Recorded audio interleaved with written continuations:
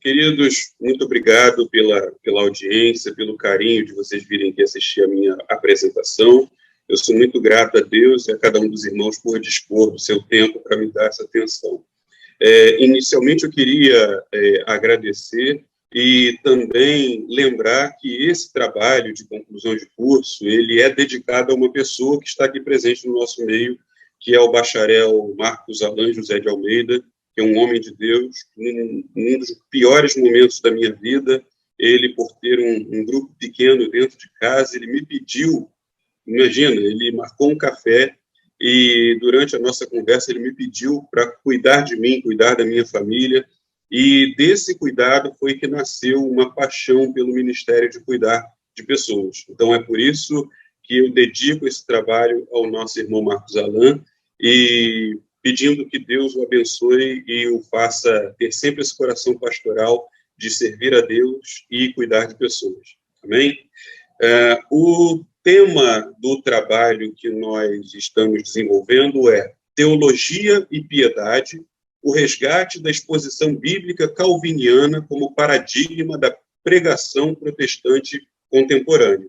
Então, o primeiro detalhe que eu queria chamar é justamente esse detalhe que o Marco levantou, a exposição calviniana. Porque quando nós falamos de calvinismo, nós estamos falando de um movimento muito maior, que é o movimento da Reforma, e esse ficou sendo o nome de um movimento que era muito maior que Calvino, né? A reforma, a teologia reformada passou com o tempo a ser chamada de calvinismo. Quando a gente fala da exposição calviniana, a gente está falando aqui do tipo de ministério que o Calvino em pessoa desenvolvia, o tipo de pregação, o tipo de entendimento teológico. Um erro muito grande das pessoas é achar que o foco do Calvino estava na predestinação. Isso não é verdade. O foco de Calvino sempre esteve na glória de Deus. Ele enxergava que a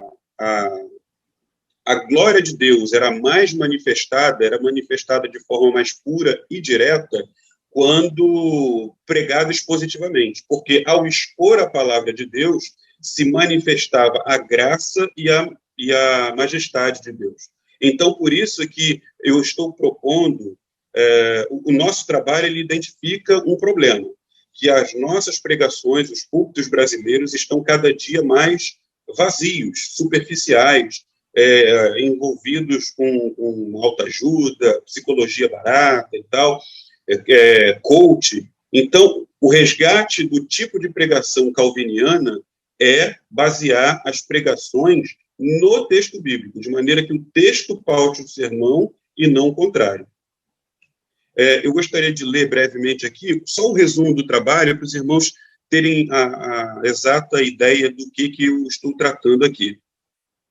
O presente trabalho de conclusão de curso, utilizando-se do método de pesquisa bibliográfica, tem por objetivo apresentar a prática exegética, homilética e pastoral do teólogo reformador francês João Calvino, explicitando aspectos biográficos relevantes do pensador, para propor o retorno da pregação bíblica expositiva como padrão da homilia protestante, novamente pautada pela exposição e aplicação de textos bíblicos.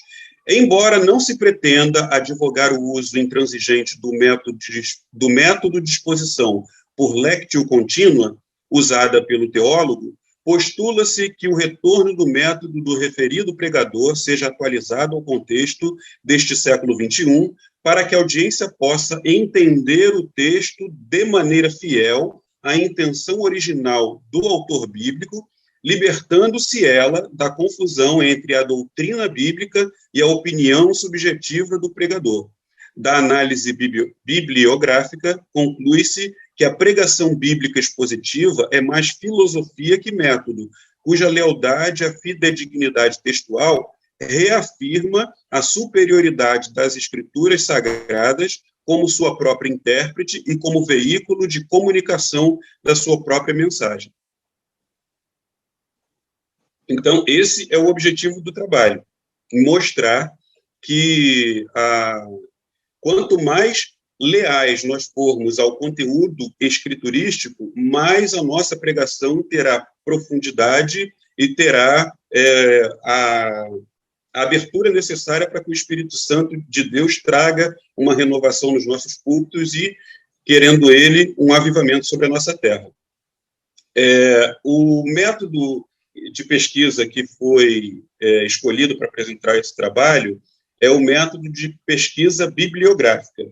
Então, nós, durante cerca de 8, 9 meses, lemos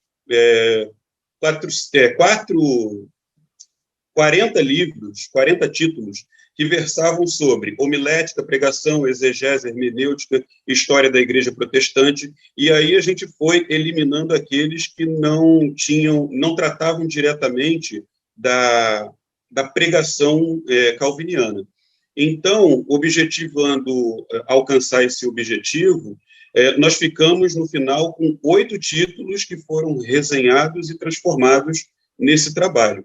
Então, o objetivo é identificar a superficialidade da pregação nos nossos púlpitos hoje e resgatar, através da pregação expositiva, o meio pelo qual a gente possa dar consistência à nossa pregação contemporânea. Então, tudo isso começa quando? Os meios de comunicação, as redes sociais, mas as mídias tradicionais, elas, pelo menos aqui no mundo ocidental, elas propiciaram uma gama de assuntos possíveis que não tem mais limite, né? Então, a audiência, ela ficou como que viciada em atender às suas demandas, às suas expectativas. Não existe mais aquela história do espectador imóvel, inerte. Não. É ele que busca o conteúdo que ele quer. Então, isso faz com que a audiência hoje ela seja muito exigente. Então, como os nossos púlpitos eles estão contaminados com psicologia, com coach, com autoajuda, esse tipo de compreensão, de entendimento, essas pessoas elas conseguem esse tipo de informação com muita facilidade em qualquer outro meio de informação. Então, o que garante a verossimilhança daquilo que eles esperam encontrar numa igreja, a gente só vai encontrar na Bíblia, não na postura do pregador, não no seu estilo de pregação, porque tudo isso é só capa, isso é só forma. O que as pessoas agora procuram, sobretudo agora quando a gente tem múltiplas ferramentas de busca, o que as pessoas querem é ter a sua questão respondida. Então, o Google, nesse sentido, ele tem sido muito mais sincero com essas pessoas do que os púlpitos evangélicos. Porque uma pessoa que tem uma dúvida, ela dá um Google e ela tem a resposta daquilo que ela perguntou. Quando alguém vai a uma igreja evangélica, principalmente no nosso contexto brasileiro, muitas das vezes ela espera uma verossimilhança propriamente espiritual, religiosa, mística, no sentido ontológico, misterioso, e ela não encontra mais isso. Então, essa audiência, ela não se contentando mais com aquilo com a resposta não sincera daquilo que ela está buscando, então ela passa ao largo e ela desiste de buscar na religião cristã, porque aquilo que ela está encontrando nos cultos, ela encontra com muito mais profundidade, por exemplo, numa palestra sobre psicologia. Então, como essa audiência não se satisfaz mais com religiosidades vazias, nós é que temos que preencher a nossa própria espiritualidade, os nossos próprios púlpitos, para que ele tenha relevância para essas pessoas. Então, nesse sentido, Calvino, o resgate de Calvino é importante porque ele tem 3 características. Ele é preocupado com a glória de Deus, ele acredita na soberania da Bíblia sobre a vida das pessoas, e isso faz com que a ênfase da pregação estando em cima da Bíblia e não do método de pregação, faça com que a gente consiga superar essa superficialidade. Então, o nosso trabalho ele não pretende advogar que a gente volte a pregar exatamente como Calvino pregava. Ele pregava como por lectio continua, uma expressão latina que quer dizer leitura constante, leitura contínua. Ou seja, ele começaria em Gênesis, no capítulo 1, versículo 1, pregando até o último versículo do capítulo 50. Isso levava meses, anos. Então, ele articulava todos os tipos de passagens que lidavam com aqueles versículos que ele estava trabalhando de forma continuada, para que a audiência tivesse cada vez mais conhecimento robusto. Só que nós, hoje, no século XXI, uma vida corrida, acelerada, se a gente fizer isso, nós vamos perder até as ovelhas, porque ninguém vai ter paciência de ficar um ano estudando Gênesis. Então, nós pretendemos, com esse trabalho, propor que toda pregação protestante, evangélica, seja, de alguma forma, a apresentação de exposições bíblicas, ou de capítulos inteiros, de meios capítulos, que se formem novas formas de se pregar expositivamente, desde que a gente diminua gradativa e constantemente os tipos de pregação que propõem uma pegada muito autoral do pregador, e que a gente comece, de fato, a pregar Bíblia, pregar doutrina bíblica. Então, o trabalho ele foi estruturado em 3 capítulos, né? O primeiro falando sobre aspectos bibliográficos da vida de Calvino, falando sobre as obras dele, a origem do pensamento, o contexto social e político no qual ele estava inserido e a importância dele para a conformação até da cultura ocidental. No segundo capítulo é abordada a teologia de Calvino, sua vida de piedade, a sua devoção à glória de Deus e o seu método peculiar de pregação, que era a exposição bíblica.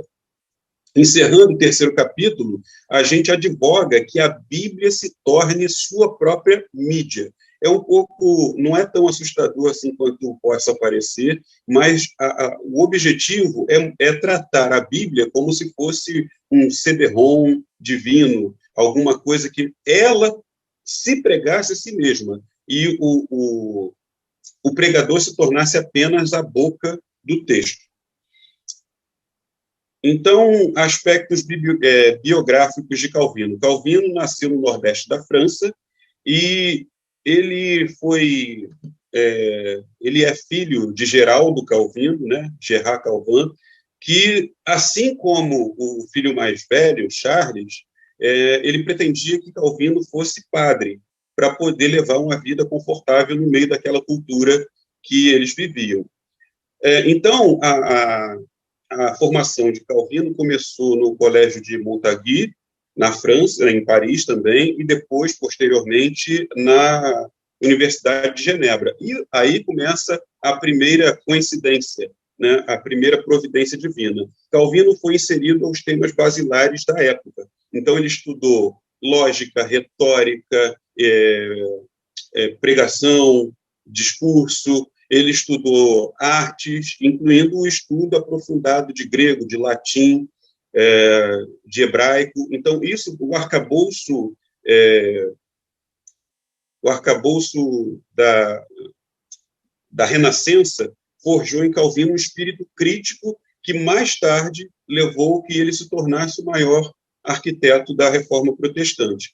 Então, a educação superior de Calvino começou, como eu disse, na Universidade de Paris, só que ele não pôde terminar lá por causa das perseguições religiosas, porque nesse percurso ele se converteu do catolicismo romano à fé protestante.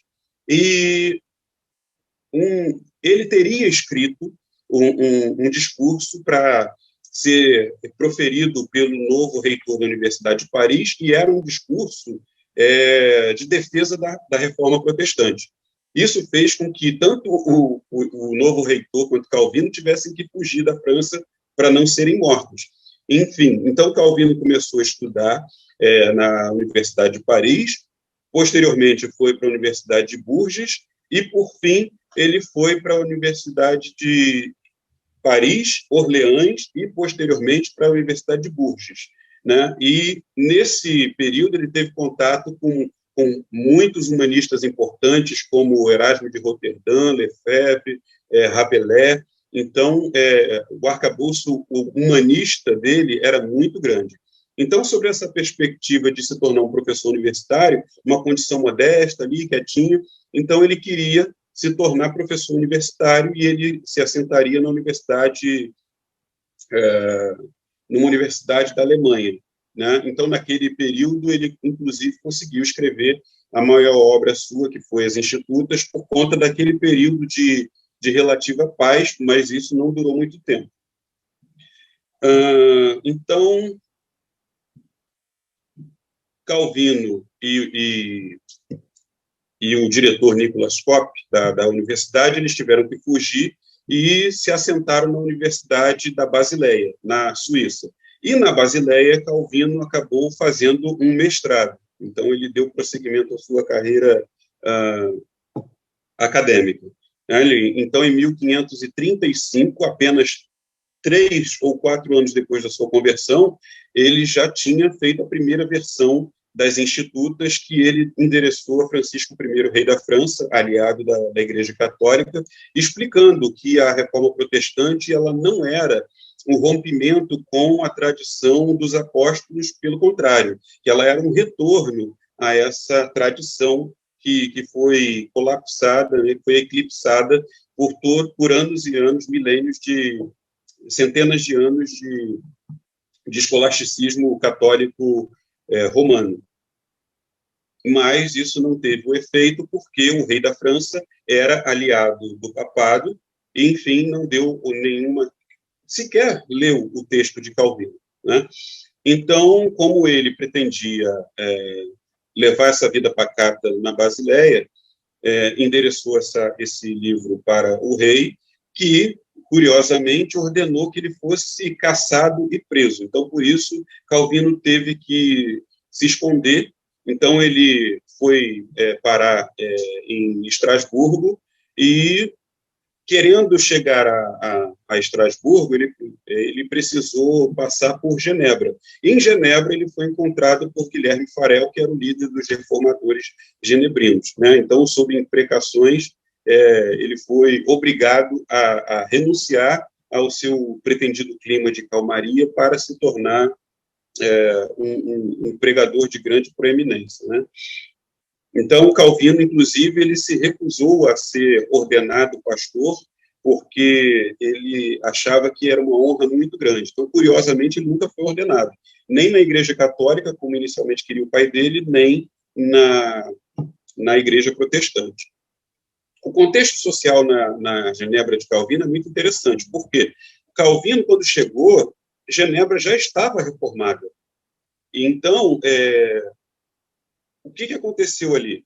Houve uma pequena revolução, né? Então, a classe manufatureira ela se ligou à elite agrária, né? E eles derrubaram o governo local, que era feito pelo Duque de Savoy, que era aliado da França, que era aliado da Igreja Católica. Enfim, aquela cidade ela se tornou independente do Duque de Savoy e, por ser independente, ela rompeu com a Igreja Católica no momento em que chegam os refugiados franceses, protestantes, fugindo da França, da perseguição. Então, ali houve o casamento de uma pequena revolução na cidade com essa nova forma de fazer teologia.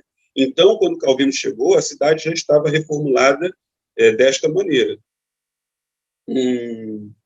Então, por causa disso, dessa pequena revolução, que foi, na verdade, uma insurreição contra o domínio católico francês, quando a cidade se tornou reformada, a moral pública ela ficou a cargo do Estado e não da Igreja. Então, isso conferiu àquela região uma unidade política muito forte, muito independente. Em compensação, isso trouxe muitos problemas para a administração eclesiástica. Então, muitas vezes, quando Calvino e Farel tentavam implementar reformas bíblicas na cidade, eles enfrentavam resistências muito fortes, talvez mais instintiva do que, de fato, consciente, articulada, mas, de qualquer forma, as reformas pretendidas por Calvino e Farel não eram levadas com muita facilidade. Foi nesse momento que aconteceu a famosa rebelião dos libertinos. Os libertinos eram cristãos protestantes meramente nominais, de uma parte, e de outro eram reacionários do catolicismo romano. Então, era o partido dos nicodemianos. Então, esses dois grupos, eles resistiam às mudanças efetivamente, propriamente bíblicas sobre a cidade, porque eles queriam usufruir mais daquele ambiente que a Renascença estava promovendo, né? Os bailes, os saraus, e, de certa forma, até uma libertinagem sexual também. Então, Calvino e Farel se interpuseram entre essa galera e o altar, não permitindo que eles comungassem da ceia do Senhor, enquanto não se arrependessem disso. Só que, como eles eram franceses refugiados sem cidadania genevresa, o que acontece? O conselho da cidade os desautorizou e os expulsou da cidade. Mas, enfim, quando Calvino quando ele foi expulso, ele finalmente chegou a Estrasburgo. Em Estrasburgo, ele encontrou com outro reformador, Martin Bucer, que o orientou a ser o pastor de uma pequena igreja local. Então, nessa pequena igreja local, foi que Calvino, de fato, aprendeu a ser pastor, a pastorear com coração pastoral, né? Então, lidar com todo tipo de pessoas, desde humildes camponeses analfabetos até os maiores mestres da época que iam até o local para poder ouvir suas preleções. Então, quando Calvino voltou para Genebra implorou pelo retorno de Calvino, porque passou por uma cisânia muito grande, uma crise institucional, jurídica, espiritual, então chamou Calvino. Então, um dia, em 1541, quando ele voltou, todos esperavam que ele fosse dar um sermão, um sabão naqueles que o expulsaram da cidade, e, para surpresa de todos, ele abriu a Bíblia no exato versículo que ele tinha sido interrompido 3 anos atrás.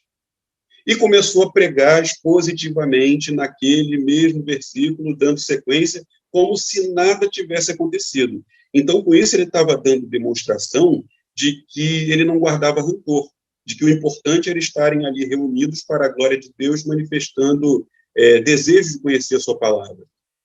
Então, isso deixou todos atônitos, né? Puxa vida, que coisa bonita que o Calvino fez. Mas isso só pôde saltar aos olhos de todos porque ele pregava por lectio continuo, pregação expositiva da Bíblia, versículo por versículo. Então, é mais uma característica desconhecida do ministério de Calvino, que esse trabalho pretende resgatar, dizendo, olha, nada de revanchismo, nada de vingança, o importante é pregar a palavra do Senhor, fazer com que a palavra do Senhor ela seja profícua e encontre lugar no coração humano. Esse tipo de preocupação pastoral de Calvino fez, inclusive, com que ele prestasse serviços jurídicos à cidade de Genebra, mas sempre com um coração pastoral, explicando às pessoas a conveniência ou a inconveniência de certos tipos de atitude, de atos, de formas de governo, de forma de administração, e com isso o Calvino acabou legando para nós hoje o arcabouço, né, o alicerce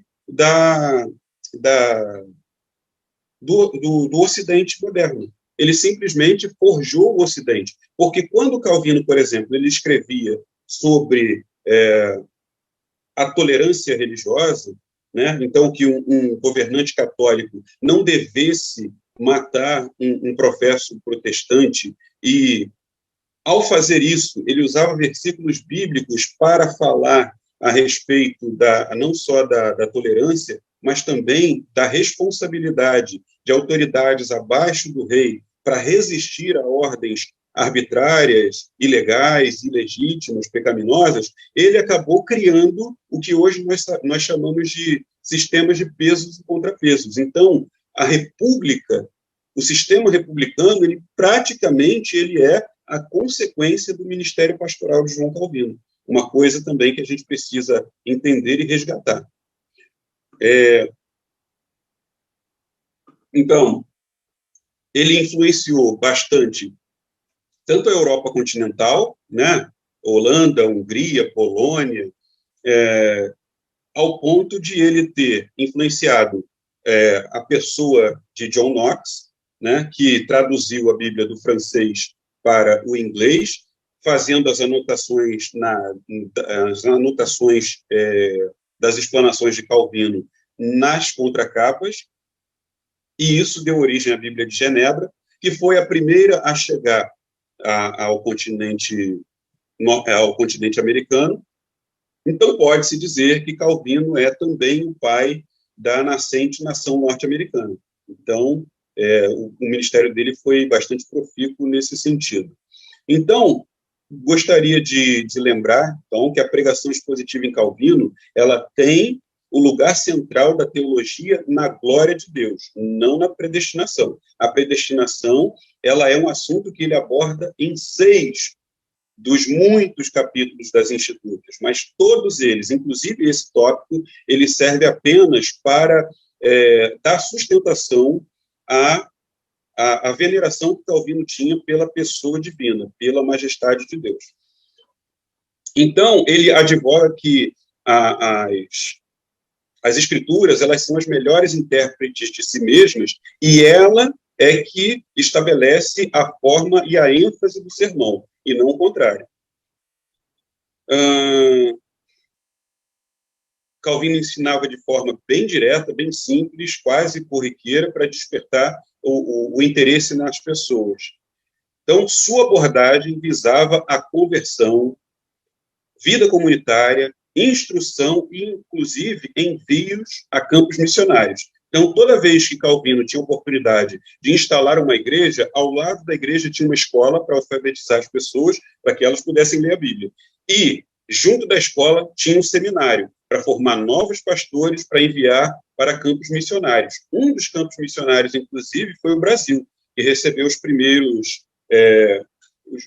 discípulos de Calvino como missionários aqui em 1557. Então, imagina, para quem acha que Calvino era hipercalvinista, isso é erro dos discípulos que ele formou. Então, a pregação que não contém a glória de Deus pode entreter por algum tempo, mas não toca o íntimo da alma humana, que é aquele clamor, mostra-me a sua glória. Essa é uma frase de John Piper, que cita Calvino em um dos seus livros, que faz parte do nosso trabalho.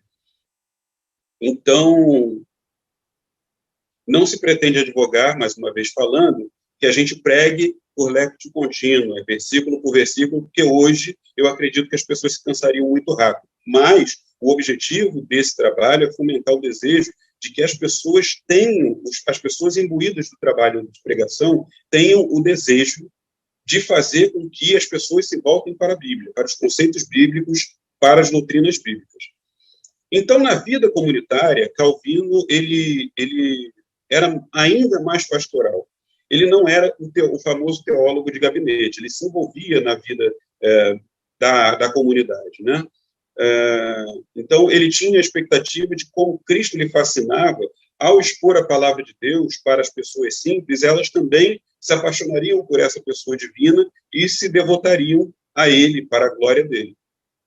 Então, ele estava ocupado com todas as atividades. Então, eu queria ler para os irmãos apenas um trechinho que fala da rotina que Calvino tinha na comunidade.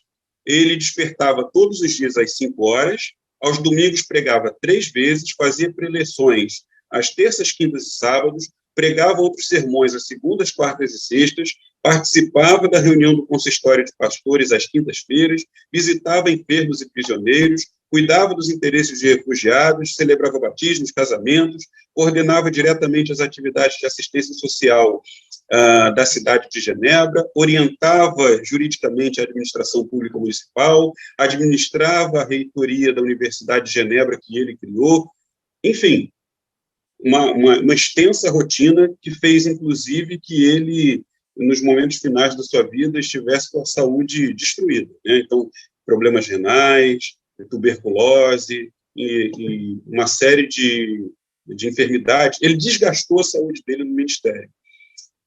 Então, é um homem a ser realmente resgatado e ter o seu testemunho validado para que nos inspire a nos desgastarmos também no ministério, talvez não dessa forma, mas de forma empenhada. Então, a preocupação de Calvino é a profundidade da pregação evangélica. Ele queria formar nas suas comunidades, nas pessoas, uma mentalidade propriamente bíblica, que é justamente o problema que nós enfrentamos hoje, a falta de mentalidade bíblica até nos crentes. Então, ele cria, assim como o apóstolo Paulo, que a pregação é tão importante que ela não substitui nem mesmo a leitura pessoal de uma escritura inspirada. Então, por que ele fala isso? Em Romanos 1,15, Paulo ele fala que ele está entregando aquela carta aos romanos, que é o maior tratado teológico do Novo Testamento, mas ele faz questão de dizer que ele quer estar presente naquela igreja para pregar. Então, com isso, Paulo, e esse entendimento foi abraçado por Calvino, ele acredita que a pregação ela é tão importante que a própria leitura da Bíblia não substitui a pregação. Então, a pregação, com vistas a formar uma mentalidade bíblica, ela é não só necessária, como ela é um selo da identidade cristã evangélica. Então, nós precisamos, mais uma vez, resgatar isso. Então, uma das marcas mais importantes, inapagáveis do ministério de Calvino, era confrontar os indivíduos pela Bíblia. Dito de uma outra forma, nós falamos para as pessoas a respeito delas mesmas pela Bíblia. O que isso significa? Que a gente não vai simplesmente ler um texto bíblico e explicar de uma maneira estética bonita para que as pessoas tenham uma cultura bíblica.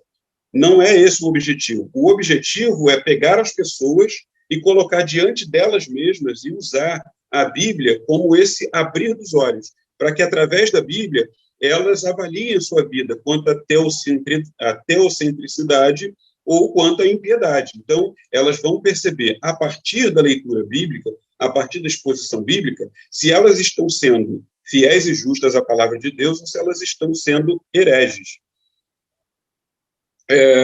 Então, para isso, os expositores de ontem e de hoje, eles precisam estar atentos a 3 mundos. O mundo da Bíblia, uma exposição bíblica, um entendimento exegético bastante aprofundado, o mundo moderno, né, o mundo em que aquela atividade está sendo desempenhada naquele momento, e o mundo específico da comunidade local, porque a exegese pode ser perfeita, a exposição pode ser perfeita, mas se houver uma linguagem inadequada para aquele público, vai ser só um discurso bonito, não vai tocar o âmago do coração humano para buscar a face do Senhor.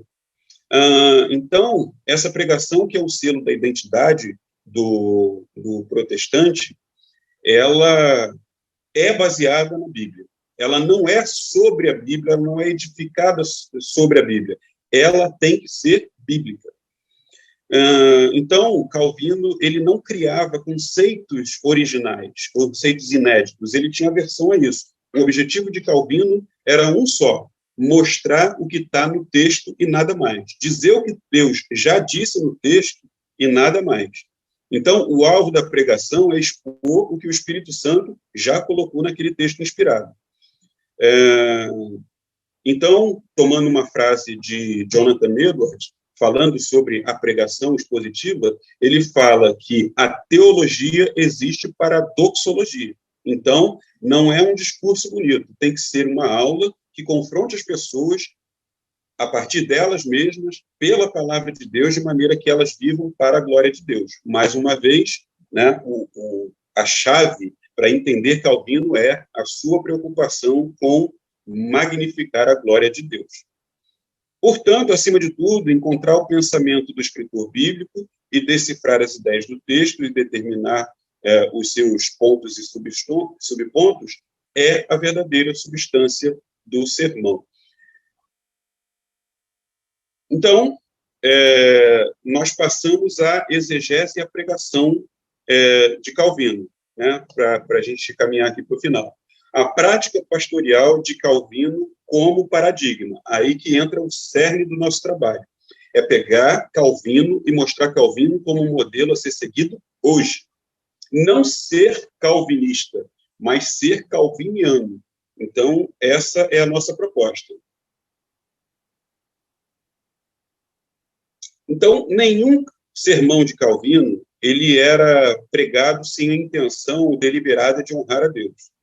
Então, ele foi indiscutivelmente o arquiteto da reforma, porque ele pegou aquele arcabouço humanista que ele tinha, né, de uma profunda interpretação dos textos e aplicação exegética e homilética perfeita, adaptada ao público que ele estava pregando naquele dia, naquele horário específico, sempre tendo em vista a glória de Deus.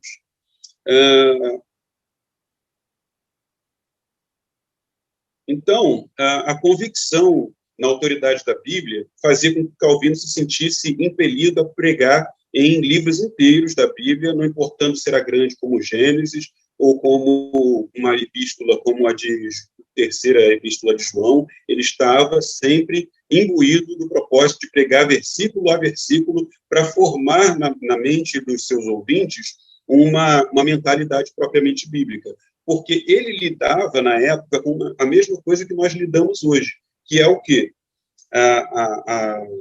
A possibilidade das pessoas serem hereges com relação àquilo que elas pensam, mas serem convertidas naquilo que elas fazem, ou o contrário, elas serem hereges na sua conduta diária, mas crer de maneira ortodoxa. Então, para evitar esse tipo de coisa, Calvino se esmerava na pregação bíblica, na tentativa de forjar naquelas pessoas uma mentalidade propriamente bíblica.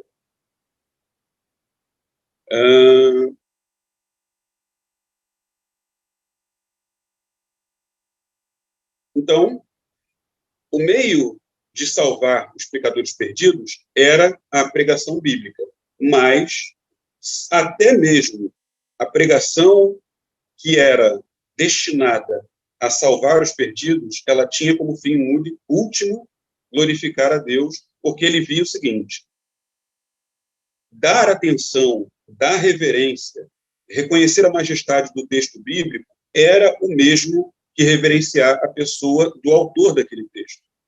Então, ele estava convencido de que o melhor meio de fazer isso era pela pregação bíblica sequencial de cada versículo.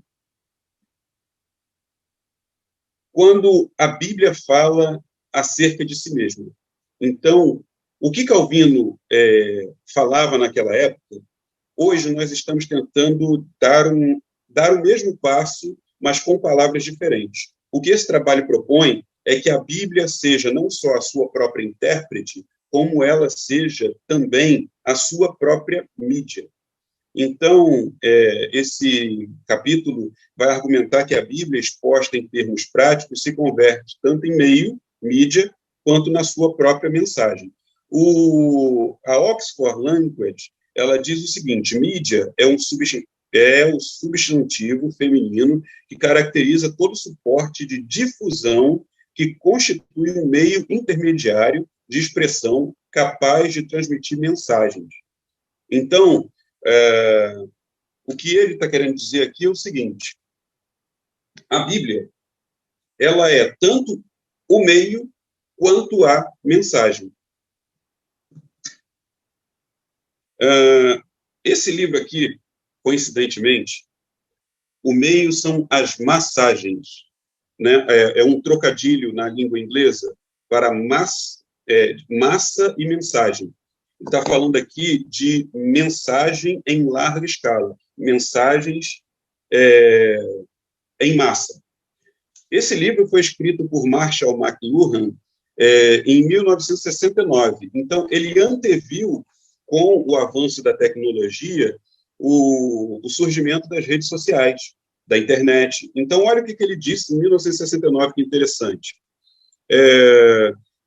A tecnologia elétrica está remodelando e reestruturando padrões de interdependência social e todos os aspectos da nossa vida pessoal. E aí ele completa. As sociedades sempre foram mais moldadas pela natureza dos meios que os homens usam para se comunicar do que pelo conteúdo da comunicação. O que ele está dizendo com isso? Ele está dizendo o seguinte: imagina que você é o gerente de um negócio qualquer. Então, você demanda de um subordinado seu um relatório em caráter de urgência. E aí ele faz aquele relatório, imprime e diz assim para você: olha, amanhã, à primeira hora, eu vou te mandar por Sedex, tá bom? Então você vai ficar pensando: cara, esse cara é maluco. Por que ele não escreve o texto e manda por e-mail? É muito mais prático, é muito mais rápido.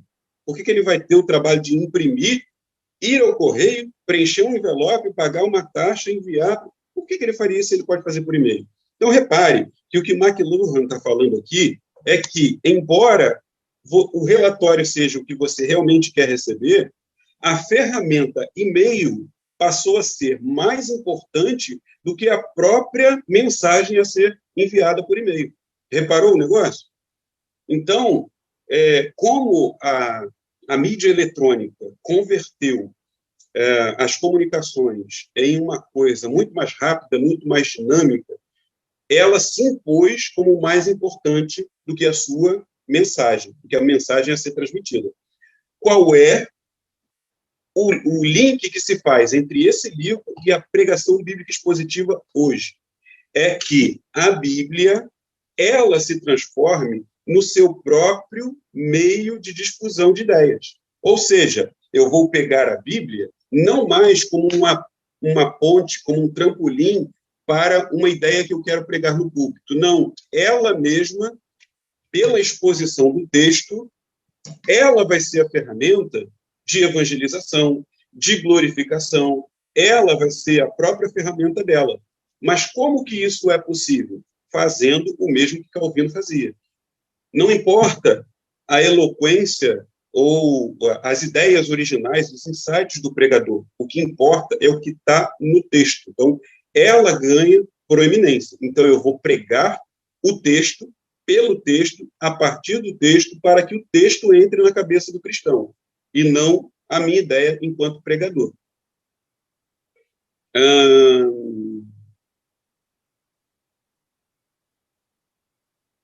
Então, o autor, ele acreditava que nessa era digital, o meio escolhido era mais importante do que a própria mensagem. Então, como fazer com que a mensagem ganhe importância? Fazendo com que ela se torne o seu próprio meio. Então, advoga-se aqui, mais uma vez, que a gente pregue para que as pessoas enxerguem no texto bíblico a verdadeira mensagem a ser passada. Então, nós temos, inclusive, que lembrar que o apóstolo Paulo estava tão convencido de uma ideia parecida com essa, que ele chegou a repreender os Gálatas, dizendo: Gálatas insensatos, não foi diante dos vossos olhos que Cristo foi exposto. Então, essa que é a questão. Nós temos que aprender a expor a Bíblia, expor o conteúdo bíblico, de maneira que a pessoa que estiver assistindo a nossa pregação, que ela não veja a nossa eloquência, mas que ela veja os fatos que são narrados na Bíblia, que ela veja a doutrina bíblica sendo patentemente manifestada diante dos seus olhos. Então, mais uma vez, eu quero citar a frase de Steve Lawson, dizendo que o pregador, ele deve ser a boca do texto. Então, nosso último tópico aqui a ser falado, que é a pregação bíblica expositiva calviniana. Então, o texto expositivo, tal como executado por Calvino, é aquela em que um preletor seleciona uma porção de um texto da Bíblia e a estuda, buscando entender o seu contexto histórico, literário e gramatical, para compreender o que o autor original pretendia comunicar, extraindo de cada versículo os princípios espirituais e ensinamentos ali contidos, para ensinar a comunidade dos ouvintes, aplicando diretamente a vivência diária das pessoas. Com que objetivo? Fazer com que ela tenha uma mentalidade bíblica, para que não seja herege ou na forma de agir, ou na forma de pensar. Então, a escritura, a nossa pregação, se ela pretende ser expositiva, ela tem que focar no texto da escritura, e não na eloquência ou nos insights do pregador.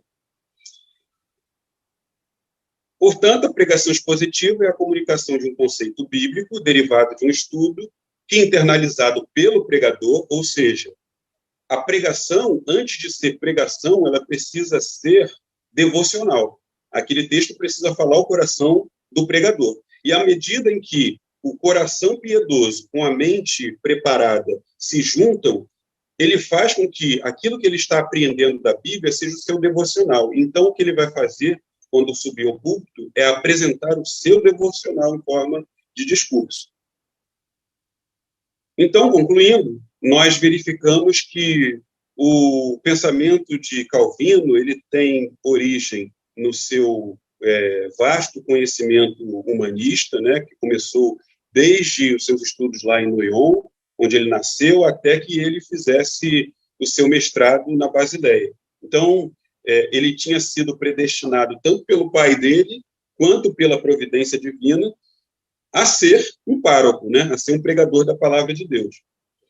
E, como óbvio, ele se apaixonou pela pessoa divina, e ele se apaixonou pela palavra da pessoa divina, e ele pretendia fazer com que esse seu espanto ele fosse transmitido para outras pessoas, e ele acreditava que isso só seria possível se as pessoas encontrassem na pregação dele o assombro que ele encontrou quando lia a palavra de Deus.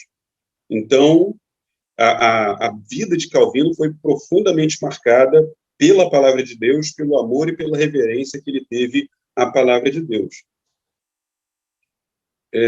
Então, o cerne da pregação não era a dupla predestinação, mas a veneração daquele que se revela aos seres humanos através dos escritos sagrados do Antigo e do Novo Testamento.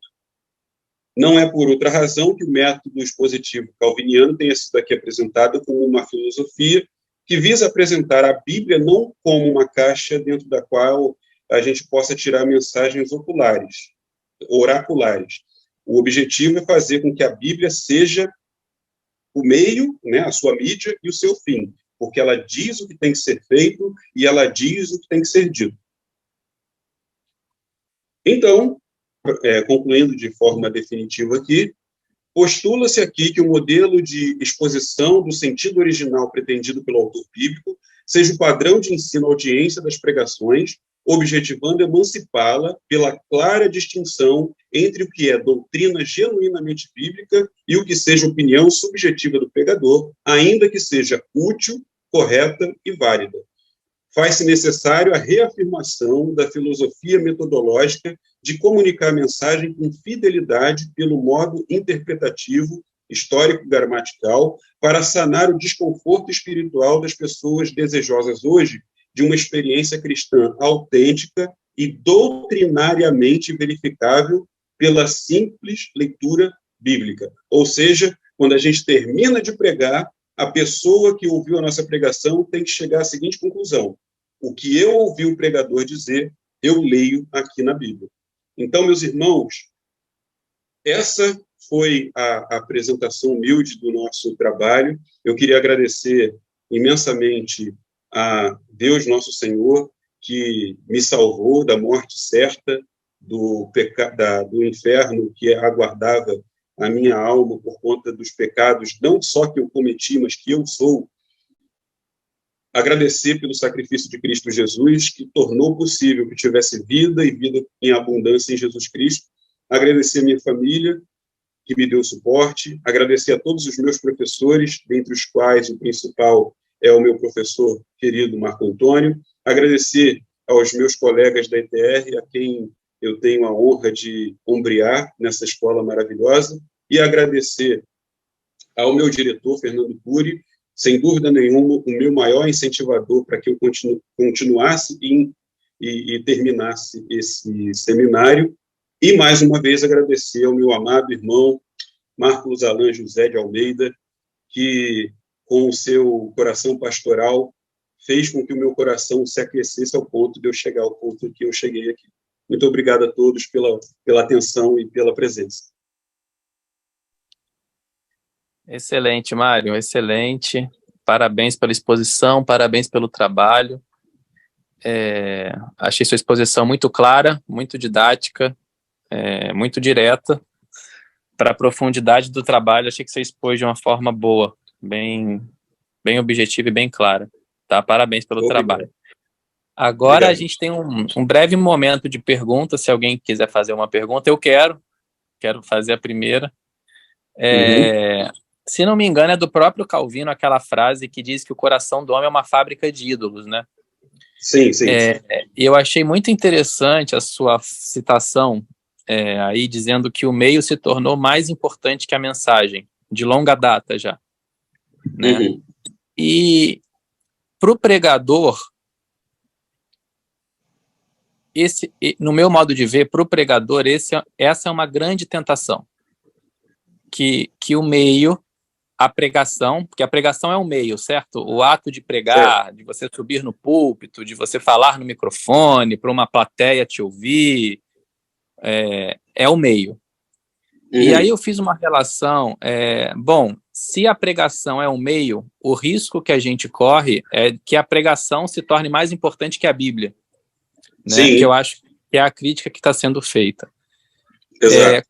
Na sua visão, o que a gente, de forma didática, né, assim, de forma prática e pragmática, de tudo que você estudou, de tudo que você se aprofundou, o que a gente pode fazer como ser humano que a gente com um coração que é uma fábrica de ídolos do jeito que a gente tem, o que a gente pode fazer enquanto pregador para que a pregação em si não se torne um ídolo, né? E dessa forma, o meio acabe ofuscando a mensagem que deve ser dita. Porque eu acredito que todo mundo aqui já teve a oportunidade de falar ou de pregar em algum momento, ou numa célula pequena que seja, ou numa pregação, numa igreja. E vocês vão de convir comigo, pelo menos eu acho que esse é um ponto que eu tento ser o mais fiel às escrituras possível, eu tento buscar, né, outros versículos e uma visão sistêmica de como a Bíblia, que é a palavra revelada, enxerga aquele assunto, antes de falar qualquer coisa.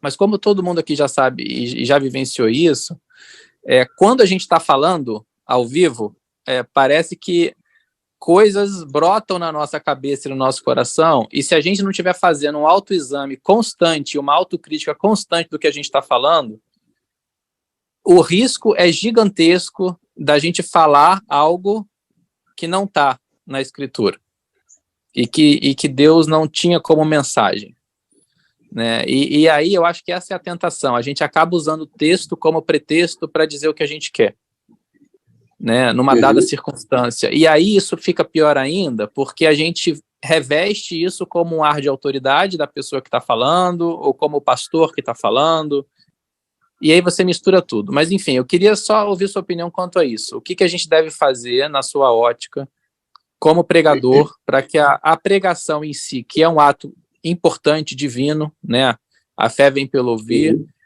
mas para que a pregação não se torne um ídolo, e ofusque a beleza e a profundidade e a verdade da mensagem que deve ser pregada. Sim. Então, nós percebemos, tanto pela biografia de Calvino, quanto pela leitura que ele fazia da Bíblia, que Deus, ele pretende se relacionar com o homem de forma dialogal e comunitária.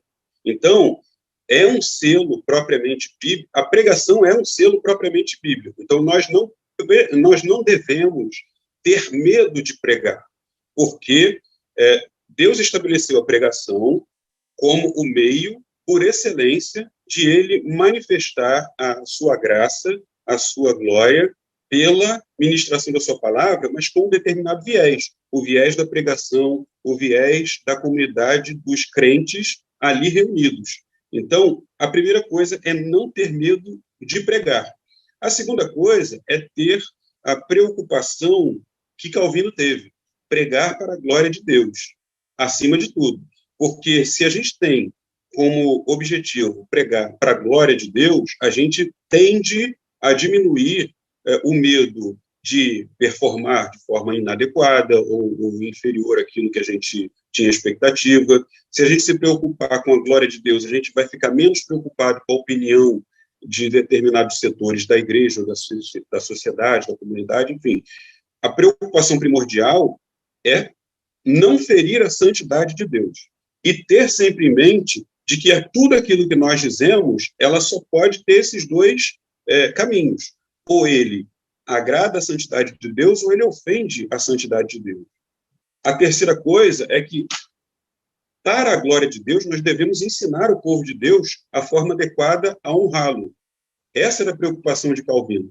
Então, se nós fizermos da nossa pregação uma exposição do conteúdo dos versículos, eu acredito, assim como acreditava Calvino, que a gente tende a ser mais fiel.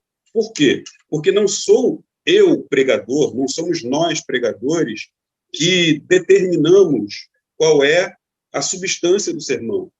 A substância do sermão ela é determinada pelo texto que nós estamos abordando. Então, se nós tivermos a disposição de dialogar com a comunidade, tendo em mente o ensino do povo, sobretudo a glória de Deus, e fazendo uma exegese fiel, apresentando a exegese fiel de cada versículo, eu acredito que nós temos a tendência a emparedar essa fábrica de ídolos que tem no nosso coração. Não sei se respondi a sua pergunta.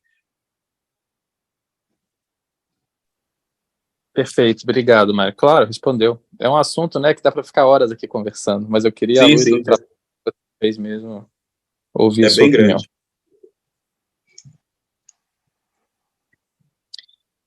Temos mais alguma pergunta aqui? Posso?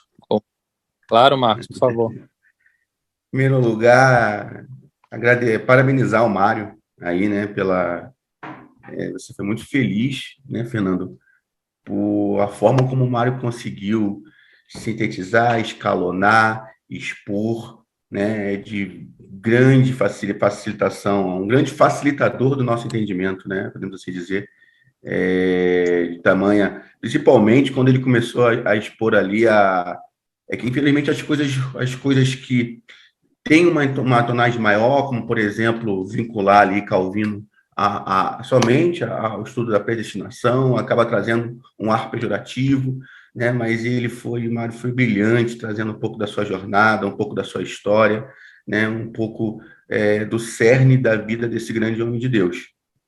Então, parabenizar, linda, fiquei aqui com os olhos fitados, né, assistindo, foi bênção demais, agradecer pelo carinho, né, pela palavra, pela honra, né, e o que eu queria, a honra destinada a mim aí nesse processo, né, a gente sabe que, né, não é por nós, é apesar de nós, né, apesar da nossa vida falha, apesar da nossa dificuldade, Deus é bom o tempo todo. Uma coisa me chamou muita atenção, Mário, eu queria... Atualmente, né, coincidentemente, eu estou lendo um livro chamado O Lugar Mais Seguro da Terra, chamado do autor, pastor Larry Crabb, né, esse livro aqui. Ele fala muito, está falando bastante ao meu coração sobre comunidade cristã. Essa vida de alguma maneira, você interagir mais do que uma exposição, através de uma exposição de motivo, através da exposição da Bíblia.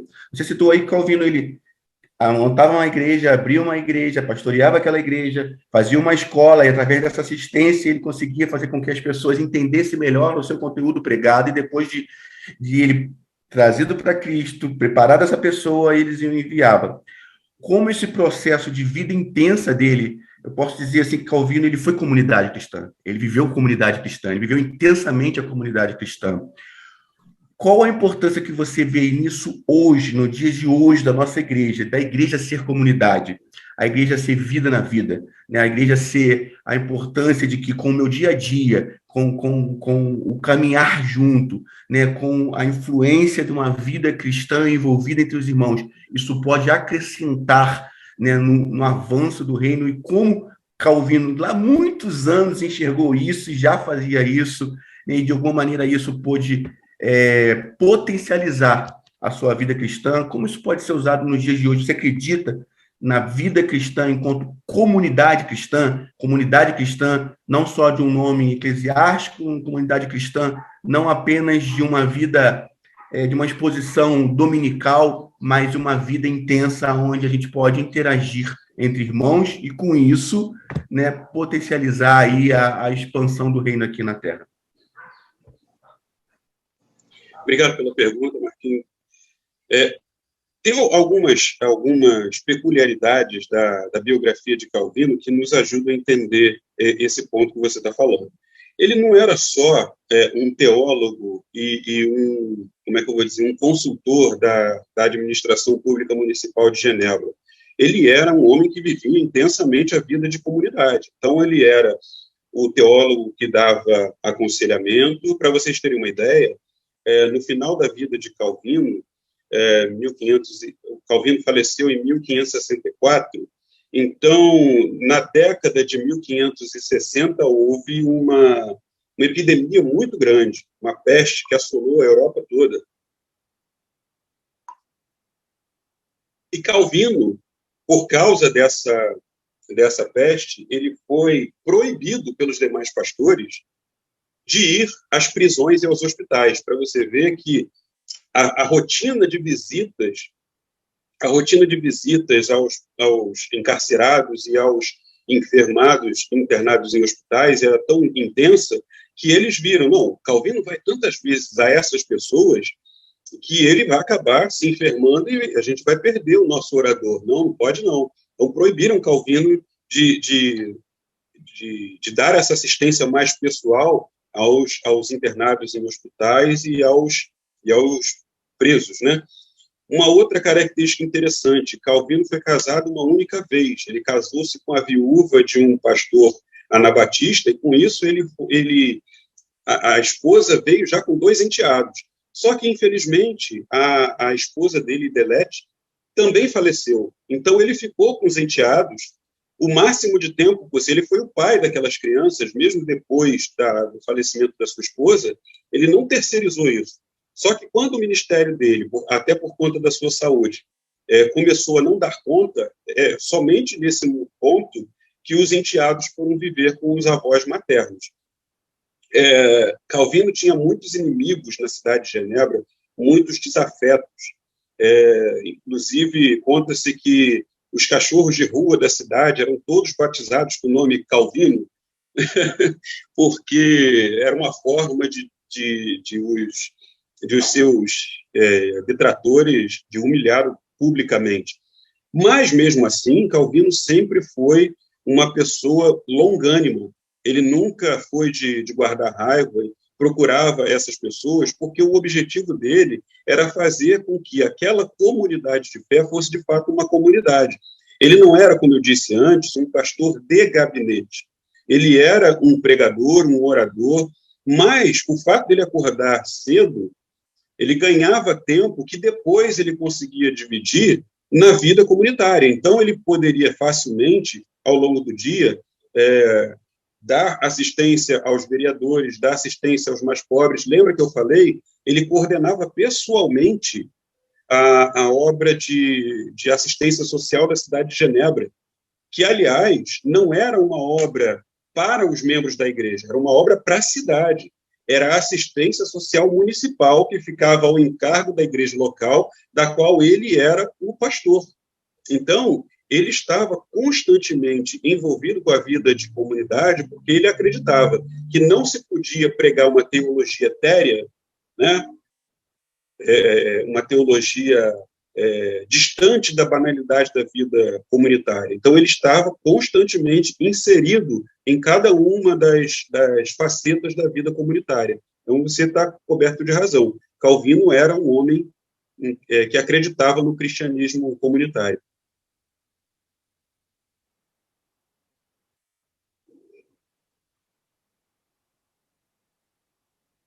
Meu professor Marco está quietinho, né? Lá vem bomba. Lá vem bomba porque esse homem não é fácil. Não, eu quero parabenizar o Mário, né, mais uma vez. A abordagem, como eu falei, o assunto ele é denso, né? Mas você conseguiu sintetizar bem as ideias de maneira muito didática, né? O encadeamento das ideias ficou muito claro, né? Aquilo que você pretendia expor. Uma pergunta que posso fazer aqui para dentro do seu trabalho, até pensando, de repente, um link para desenvolver para o mestrado aí, né? Quem sabe, né? Vai que... Ô, Glória! Né? Recebo! Vai que cola, né? No terceiro capítulo, quando você faz o link da Bíblia como a mídia, né? Citando aquele autor que fala das massas, me parece uma coisa interessante para se aprofundar ainda mais nessa atual configuração que a gente está, né, onde a pregação coaching, a mensagem de autoajuda tão bem abordada por você, né, cada vez muito presente, né, nas igrejas, até mesmo nas igrejas históricas, nas igrejas tidas como tradicionais, elas não estão fugindo muito a rigor desse caminho, não. Né? Então, me parece que as escrituras elas têm sido utilizadas como uma mídia, mas contra ela mesma. Ou seja, nesse contexto, ou seja, as escrituras, que são esse meio de você transmitir a palavra, a mídia dela está surtindo um efeito contrário contra a própria igreja. Porque a forma como a abordagem, o método que tem sido utilizado muitas vezes, em muitos contextos, de muitas igrejas, por muitos líderes, faz o efeito contrário. Ao invés da mensagem ser para a glória de Deus, para alcançar os perdidos, a mensagem ela tem se tornado, no atual contexto, cada vez mais politizada. Né? Então, você usa do recurso midiático, político, com o texto bíblico para fazer defesas, às vezes, apaixonadas de A, B, C, e o texto, aí pegando o gancho que o Fernando disse, é apenas um pretexto para você colocar as suas ideias, ou seja, sai da exegese, que é a abordagem do terceiro capítulo, para exegese do texto. Ou seja, você já chega para o texto com as ideias já pré-formadas e, a partir daí, você vai encaixando as suas ideias no texto, né, e forçando o texto a dizer aquilo que Deus nunca falou. Né? Eu queria te ouvir brevemente, fazendo um gancho com Calvino, nas suas exposições, porque o contexto político também de Calvino não era fácil, fazendo um gancho com o momento que nós vivemos, onde o texto, o pregador, muitas vezes, ele é tentado a manipular o texto politicamente para favorecer A, B ou C. Eu queria te ouvir, pegando o gancho de Calvino, que está no contexto político também muito conturbado, mas que ele me parece ter se mantido sempre muito fiel ali às convicções do que o texto bíblico dizia e não as suas próprias ideias das quais ele tinha na época. Não sei se ficou clara a pergunta aí. Não, claro ficou. Claro ficou. O que eu não sei é se eu consigo responder isso. Mestre, a primeira coisa o mais básico, né, dessa história é esse defeito que nós temos, né, de usar a passagem bíblica como um trampolim para lançar ideias próprias. Então, acho que o passo mais básico é justamente tratar a Bíblia com a mesma reverência que nós tratamos o autor da Bíblia, não é? Então, aquela passagem inspirada por Deus, nós temos que tratar a palavra de Deus com a mesma reverência que nós tratamos o próprio Deus. Isso, eu acredito, que nos impediria dessa afronta de usar a palavra de Deus como trampolim para dizer aquilo que eu quero ou deixo de dizer. Uma tentação também que a gente tem é justamente contaminar a nossa teologia com os desafios da nossa vida em sociedade. Hoje, tal como na Genebra de Calvino, existem, sim, determinadas condutas, determinados assuntos que o Estado tende a tratar de uma forma laica e antibíblica, e o nosso entendimento ele precisa estar baseado e ancorado na Bíblia. Então, muito provavelmente, todos os cristãos, em todos os tempos, em todas as estruturas políticas possíveis, eles sempre vão se achar em contradição com o Estado, porque as preocupações e os pressupostos são completamente diferentes. A moral do Estado, ela é apenas a administração daquele território, daquela população, e ela vai mitigar todas as possibilidades que for possível de um caos social. Então, o objetivo do Estado é gerir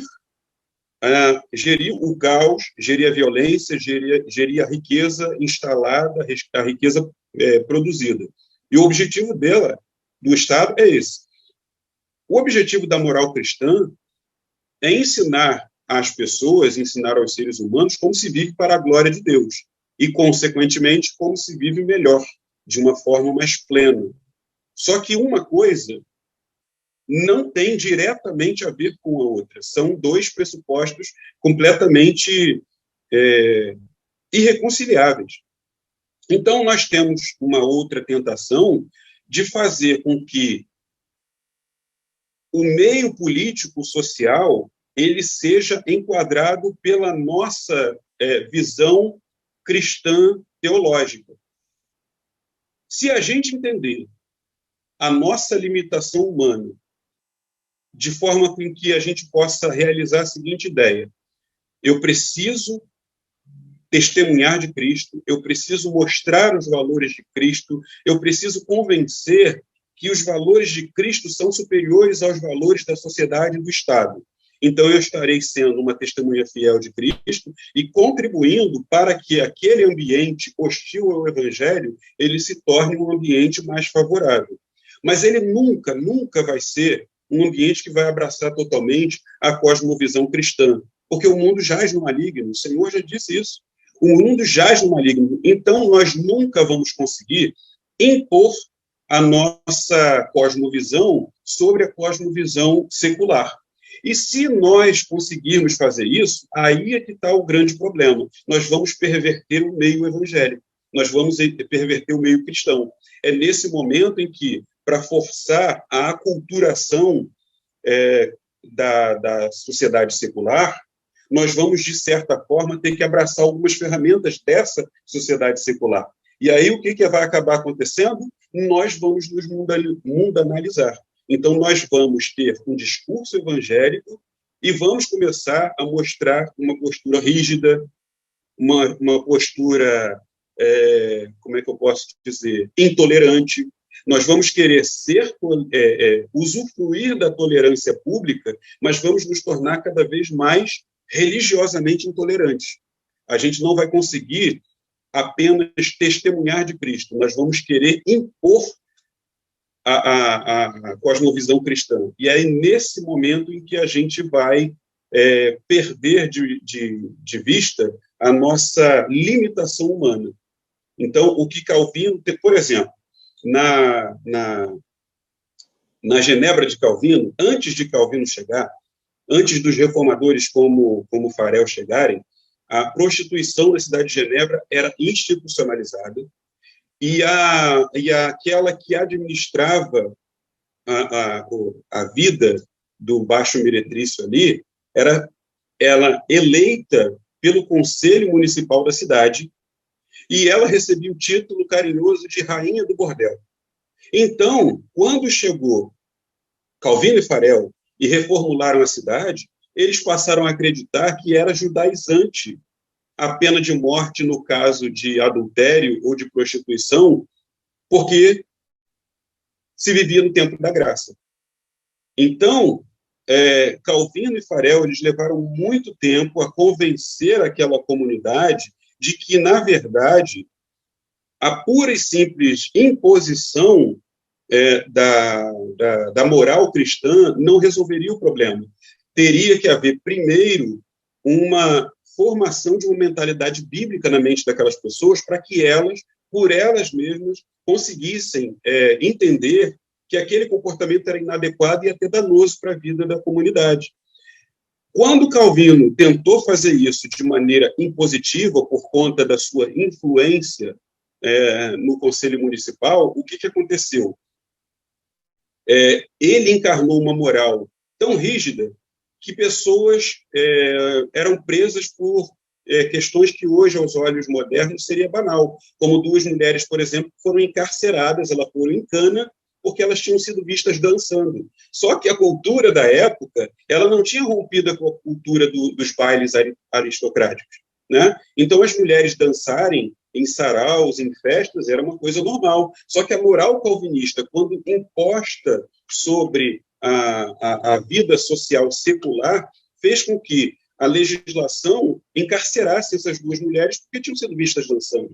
Então, acredito eu que tanto usar a Bíblia como um trampolim, quanto não entender que nós temos limitações humanas, naturais, quanto ao nosso testemunho de Cristo, que ele precisa ser educacional e não impositivo, no sentido férreo da palavra, se a gente não conseguir ultrapassar essas duas dificuldades, de fato, nós estaremos sempre numa contradição daquilo que o Evangelho pede de nós. Não sei também se respondi a sua pergunta. Não, perfeito, meu amigo. Muito bom, muito bom. Eu agradeço. Eu que agradeço, mestre. Mais alguém?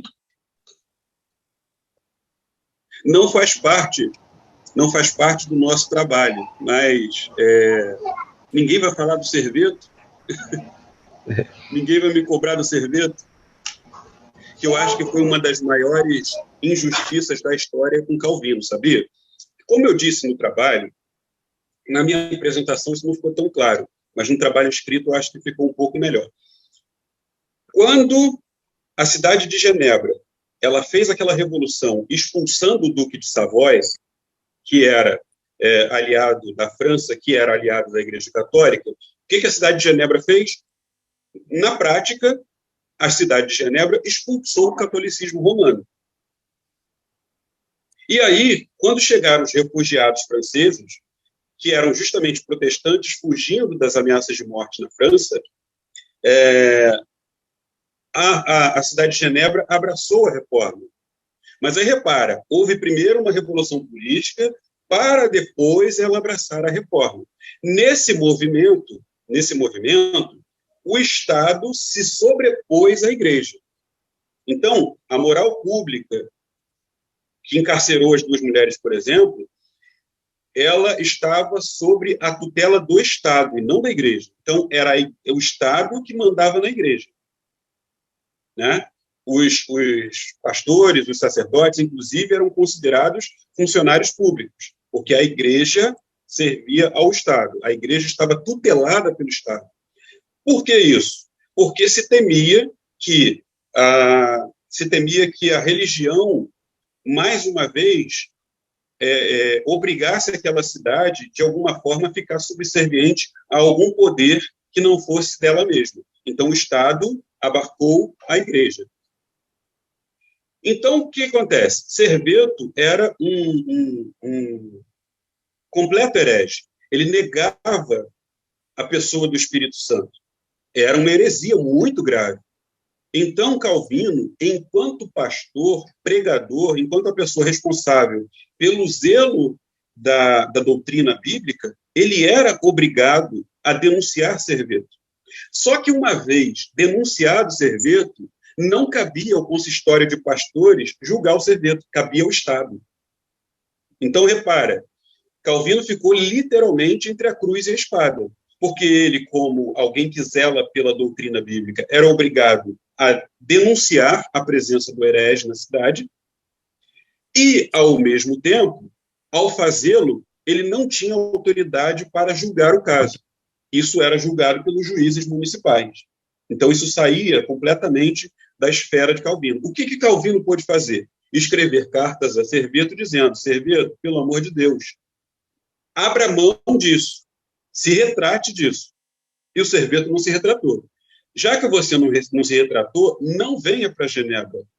E Serveto foi. Então, quando Serveto chega em Genebra, pregando o que ele pregava, que era a não divindade do Espírito Santo, Calvino foi obrigado a denunciá-lo. Só que, ao denunciá-lo, jogou Serveto sob a tutela jurídica da cidade. E a tutela jurídica da cidade sentenciou o herege com pena de morte, que era, na época, a pena adequada a esse tipo de caso. Enfim, estou aproveitando, não faz parte do meu trabalho, mas estou aproveitando o ensejo para poder dar uma limpada de barra, porque essa é uma das acusações mais injustas que se fazem contra Calvino, porque, de fato, ele só estava fazendo o trabalho dele e ele não tinha a menor condição de evitar o resultado morte, que foi o que aconteceu com o herege Serveto.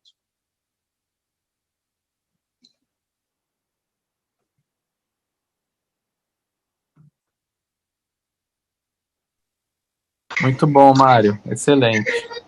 Excelente. Aconselho profundamente a seguir no caminho do mestrado aí sugerido pelo Marco. E pensa com carinho nisso, vale a pena. Léo, você quer falar alguma coisa? Eu vi que você desmutou o microfone aí. Sim.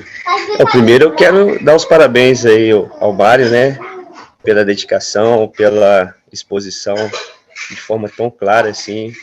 E é uma inspiração. Obrigado, a gente começou aí na mesma época, né? E ver você concluindo, fazendo essa apresentação, me inspira demais.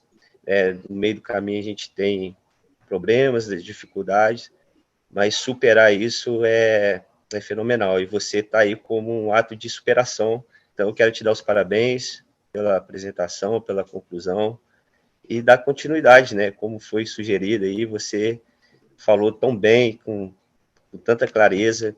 Eu creio que você pode dar sequência a isso e ensinar a muitos, né? Dentro do que você falou, eu achei interessante esse termo do lético contínuo, né? Como Calvino pregava de forma contínua, pegava de Gênesis 1 e até o último capítulo. E eu fiz associação com alguns textos bíblicos, porque a característica dos últimos dias são pessoas também, você vai ter uma audiência, vai ter um público que vai estar voltado para os seus próprios interesses, né? Paulo vai terminar a instrução, o encorajamento a ele, ao discípulo Timóteo, né, na segunda carta de Timóteo, capítulo 4, falando sobre essa fidelidade da pregação. Ele fala que nos últimos dias iam ter pessoas que iam buscar por pregações que iam satisfazer a si mesmo. Então, como que a gente lidar com essa audiência hoje também, esse público, né? Tem o desafio do pregador, né? Ser fiel à pregação, e também ele está diante de uma plateia, está diante de um auditório também que está consumindo, querendo consumir algo para si, né? Como que a gente pode, como 1 Coríntios também, Paulo vai falar sobre coube a Deus revelar o plano por meio da loucura da pregação. Então, a pregação também é uma loucura, né? Como ser louco nesse tempo que a gente está vivendo hoje, o tempo do fim, onde as pessoas estão buscando, como foi falado aqui, né? Essa mensagem do coach, essa mensagem da autoajuda é tão presente hoje nas pregações, e como manter a loucura da pregação nos dias de hoje, né? Através da da fidelidade à pregação aí da exposição bíblica. Ô, querido Léo, obrigado pela sua pergunta, obrigado pelo carinho da sua audiência aqui. Muita saudade de você e dos nossos colegas lá. Eu esperava que a gente se encontrasse presencialmente hoje, mas não foi possível. Eu te dar um abraço aí e dizer que sinto muita saudade do irmão. Puxa vida, só tem pergunta difícil aí hoje. Tem compaixão de mim, gente. Querido, o que eu posso dizer é o seguinte, com base no que a gente estudou da vida e do exemplo de Calvino, é que a gente precisa novamente ter os nossos púlpitos voltados para a glória de Deus. Acho que um dos grandes antibióticos que a gente tem contra essa doença é voltar novamente a nossa pregação e a nossa preocupação à glória de Deus. Deus precisa estar louvado no momento em que a gente sobe no altar, até o momento em que a gente desce e que apaga as luzes e que vai embora da igreja. A nossa preocupação primordial tem que ser: o que eu vou pregar hoje glorifica a Deus? O que eu vou pregar hoje manifesta para as pessoas a glória de Deus? Essa tem que ser a nossa preocupação principal. E a tal ponto que me faz lembrar aquela passagem em que o Senhor Jesus estava com uma igreja completa, uma multidão seguindo ele, e ele vira para aquela multidão e diz: olha, quem não comer e beber, quem não comer minha carne e beber meu sangue, não tem parte comigo. Bom, a gente está falando de uma população judia, já muito tempo que estava vivendo com o sacerdócio levítico, todos aqueles interditos quanto a sangue, e Jesus chega para aquela multidão sem grande explicação e diz: tem que comer a minha carne, tem que beber meu sangue. Óbvio que aquilo gerou um escândalo tal que todos eles o abandonaram, só ficaram os 12, né? E aí Pedro tem aquela oportunidade maravilhosa que eu acho que todos nós gostaríamos de ter tido, de chegar à conclusão pelo Espírito Santo dizendo: Senhor, eu não estou entendendo nada que o Senhor está falando, mas eu sei que só tu tens as palavras de vida eterna. Ou seja, Jesus não estava se importando com números. A gente não precisa ser, como se diz, numerofóbicos, né? Mas a nossa preocupação não pode estar em cima de número, mas tem que estar em cima da nossa fidelidade à palavra de Deus. Então, se a nossa preocupação for pregar, viver, testemunhar a glória de Deus, a gente com certeza vai decepcionar as multidões, mas vai ficar quem está sendo chamado pelo Espírito. Vai ficar quem depois vai ser convencido do pecado, da justiça e do juízo pelo Espírito. Vai voltar muitos dos que foram embora, mas quando voltar, vão voltar cientes de que aquele altar é santo. Por quê? Porque a nossa pregação, ela honra a Deus através da pregação bíblica, nesse caso, distintamente expositiva.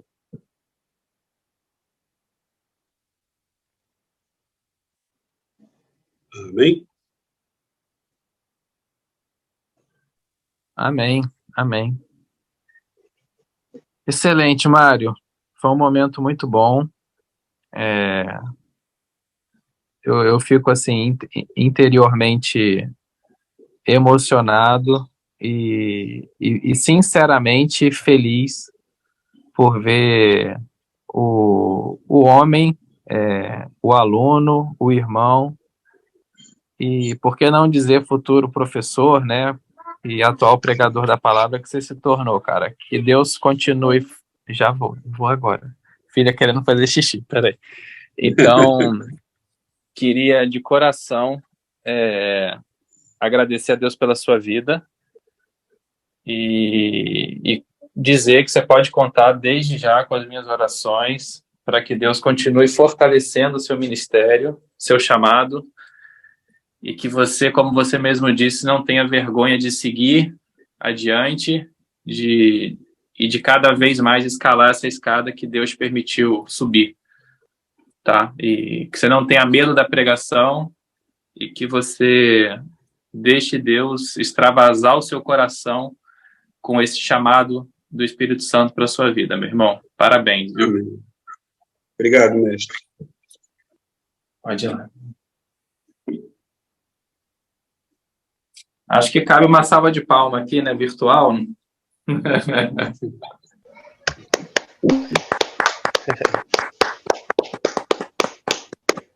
Parabéns, cara, parabéns. Parabéns, irmão. Deus abençoe. Amém. Obrigado, meus irmãos. Amo vocês.